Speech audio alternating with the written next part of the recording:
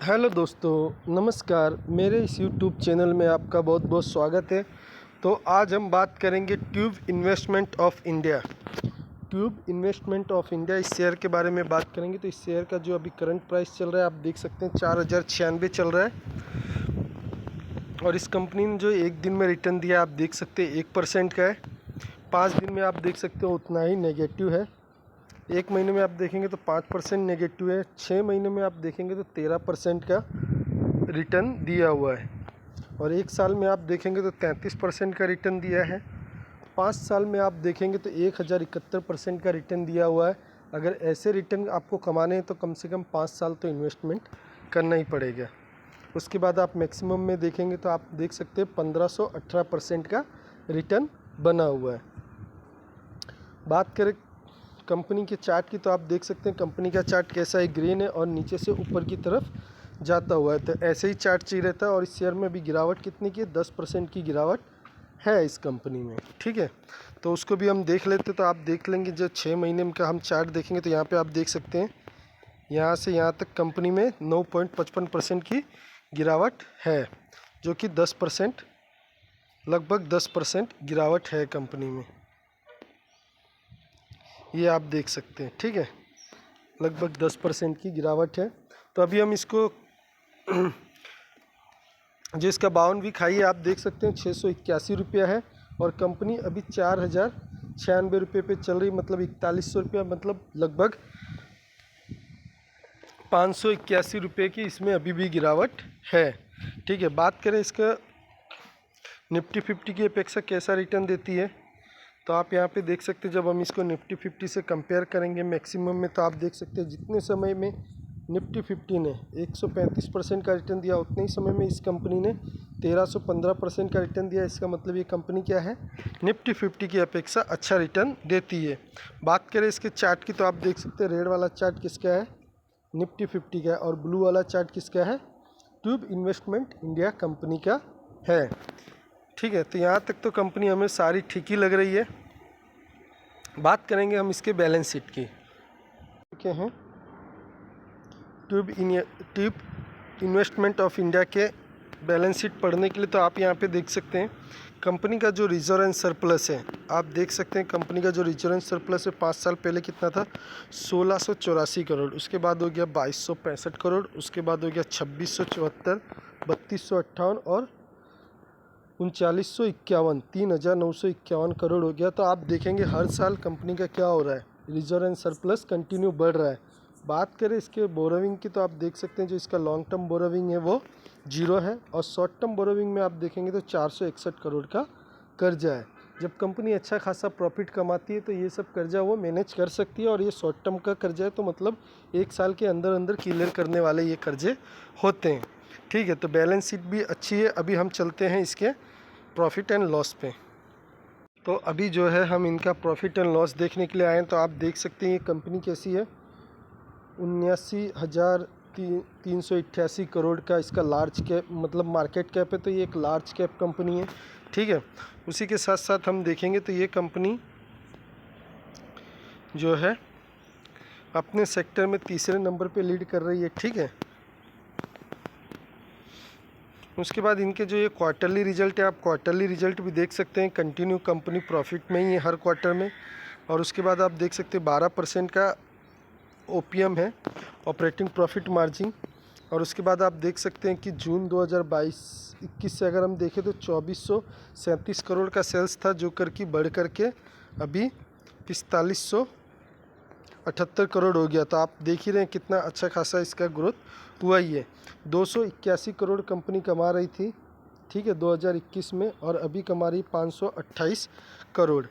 ठीक है, उसके बाद आप देख सकते हैं वही 2021 जून में 135 करोड़ कमा रही थी, जो कि बढ़ते हुए अभी कितना हो गया, 1314 करोड़। और ईपीएस जो है वो 11 रुपया 64 पैसे का है। तो ये है हो गए इनके क्वार्टरली रिजल्ट। लेकिन क्वार्टरली रिजल्ट से ज़्यादा हम ईयरली रिजल्ट पे ध्यान देते हैं। तो आप देख सकते हैं कि यहाँ पे जो है अभी इनका पूरा डाटा दिया हुआ है ईयर का। तो आप देख सकते हैं जो इनका सेल्स है वो देख सकते हैं मार्च 2016 में, ये पूरा साल टू साल है तो जीरो सेल्स थी। उसके बाद आप देख सकते हैं 17 में 4479 करोड़, फिर उसके बाद 5000, 5700, फिर 4700, फिर बढ़ गया 6083, फिर 12447 हो गया, फिर बढ़ गया 14964 और 16890 और लास्ट में आप देख सकते हैं 17571 करोड़ का सेल्स हो गया। तो आप देख सकते हैं जो कंपनी 4489 करोड़ का सेल्स करती थी वही कंपनी 17571 करोड़ पे आ गई। तो सेल्स में कंटिन्यू ग्रोथ है, ठीक है। उसी के बाद आप देख सकते हैं उसके लिए कितना खर्चा किया, तो ये एक्सपेंसेस है, उसको माइनस करने के बाद जो आता है हमारा ऑपरेटिंग प्रॉफिट आता है। तो आप देख सकते हैं 406 करोड़ कमाने वाली कंपनी अभी 2010 करोड़ कमाने लगी है। तो अच्छा खासा ग्रो किया है 2016 से। उसके बाद आप देख सकते हैं इनका जो ऑपरेटिंग प्रॉफिट मार्जिन है 11% का, मतलब मान लीजिए कि 100 रुपये का बिज़नेस करते हैं तो इनमें 11 रुपये का प्रॉफिट बन जाता है, ठीक है। उसी तरह से हम आ जाएंगे नेट प्रॉफिट पे। तो आप देख सकते हैं नेट प्रॉफिट 2016 में कितना था, 0, फिर 174 हुआ, 156, फिर बढ़ गया 251 करोड़, फिर बढ़ गया 313, 305, फिर बढ़ गया आप देख सकते हैं अच्छी खासी जंप आई 991 करोड़ की। फिर उसके बाद देख सकते हैं 1325, 1723 और 1751 करोड़ कंपनी ने किया था। जो कंपनी 2016 में 0 पे थी या आप बोल सकते 2017 में 174 करोड़ कमाती थी वो 1751 करोड़ कमाने लगी है। तो कंपनी का अच्छा खासा प्रॉफिट बढ़ा है। तो इस हिसाब से शेयर हमेशा ऊपर ही जाता रहता है जैसे जैसे प्रॉफिट बढ़ता है।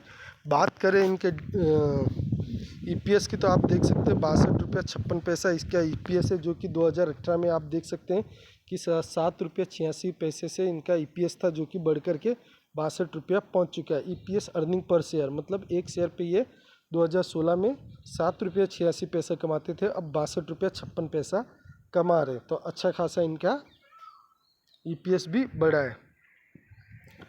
बात करें इन्वेस्टर की तो आप देख सकते हैं इसमें प्रोमोटर के पास कितना है, तो आप देख सकते हैं प्रोमोटर के पास 45.4 है, एफआईएस के पास भी अच्छा खासा माल है 27.40 है, डीआईएस के पास भी 15.59 है, गवर्नमेंट के पास 0.45 और पब्लिक के पास हमेशा की तरह कम। जो अच्छी कंपनियां होती हैं वो पब्लिक के पास कम ही होती हैं। तो आप देख सकते हैं 11.61 जो है पब्लिक के पास है। तो ये कंपनी मुझे सारा पैरामीटर देखने के बाद ठीक ही लग रही है, ठीक है। तो अभी आप देख सकते हैं कि कंपनी का जो हमने चार्ट देखा वो कैसा था, ग्रीन था, नीचे से ऊपर की तरफ जाता हुआ है, 10% की गिरावट है, ठीक है। उसके बाद जो हमने निफ्टी 50 की अपेक्षा अच्छा रिटर्न देता है। बैलेंस शीट में आपने रिजर्व सरप्लस कंटिन्यू बढ़ रहा है, लॉन्ग टर्म बोरोविंग 0 है, शॉर्ट टर्म बोरोविंग है वो मैनेज हो सकता है, ठीक है। लार्ज कैप कंपनी है। और उसके बाद आप देख सकते हैं इनके सेल्स कंटिन्यू बढ़ रहे हैं, नेट प्रॉफिट बढ़ रहा है, ऑपरेटिंग प्रॉफिट मार्जिन भी ठीक है, ईपीएस भी कंटिन्यू ग्रो कर रहा है और शेयर होल्डिंग पैटर्न भी ठीक ठाक है। तो इस हिसाब से ये कंपनी मुझे ठीक ठाक लगती है। लेकिन मैं इन्वेस्टमेंट करने की आपको कोई भी एडवाइस नहीं दे रहा हूँ। आपको ये कंपनी अच्छी लगी तो आप इसमें और भी डीप रिसर्च कीजिए और अपने एडवाइज़र से पूछिए और इसमें इन्वेस्ट कीजिए। मेरा काम है फंडामेंटल स्ट्रॉन्ग कंपनी पे वीडियो बनाना। अगर आपको ऐसे ही वीडियो चाहिए तो आप मेरे चैनल को लाइक और सब्सक्राइब कीजिए। मिलेंगे नेक्स्ट वीडियो में, बाय बाय।